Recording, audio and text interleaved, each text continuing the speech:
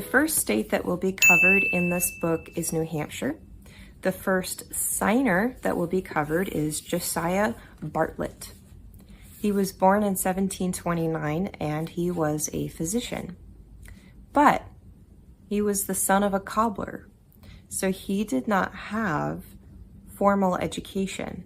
He instead had studied with a local doctor to learn medicine. And when he first started getting involved in politics, the royal government did favor him.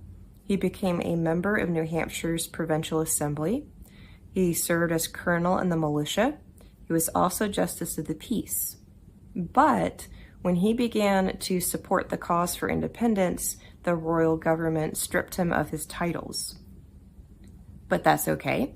Josiah Bartlett and others formed the New Hampshire Provincial Congress. They just moved on. He was elected to the First Continental Congress in 1774, but unfortunately for him, he was not able to attend. His house had burned to the ground, and he blamed some loyalist neighbors of his for burning his house down. He voted for independence on July the 2nd. He approved the Declaration on July the 4th, and then signed the engrossed final draft of the Declaration on August the 2nd. Now, New Hampshire tries to boast that their state was the first in all congressional things because New Hampshire was so excited about independence. But actually, Congress proceeded in geographical order, north to south. So New Hampshire wound up being the first one.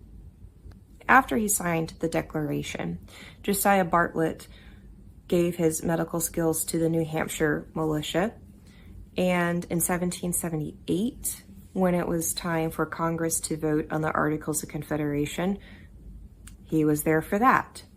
But then he left Congress to be home with his family.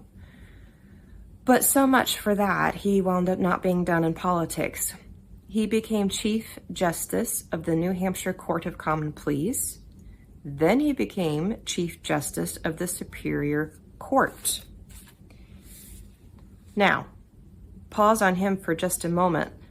Article 7 of the Constitution says, "The ratification of the conventions of 9 states shall be sufficient for the establishment of this Constitution." And New Hampshire was the 9th state to ratify the Constitution. So his state was very important in getting the Constitution pushed through because they were that 9th required state to do so. After that, what came next? He was elected as the state's first senator, but he declined to serve as senator. He turned it down. But then he served as president of New Hampshire, but not as president the way that we think of as president today. President, that title was changed to governor. So he became governor of New Hampshire. In 1790, Josiah Bartlett received a great honor. He was awarded an honorary Doctor of Medicine degree for all of his work that he had done. He was the founder and first president of the New Hampshire Medical Society. 3 sons of Josiah Bartlett's and 7 grandsons went on to become doctors. So he left the nation a great legacy. He not only had done his work to sign the Declaration to ratify the Constitution, he contributed in the medical field, doing doctor work himself and inspiring his own family to follow in his footsteps. Thank you for joining me for this video on Josiah Bartlett, signer from New Hampshire. See you next time.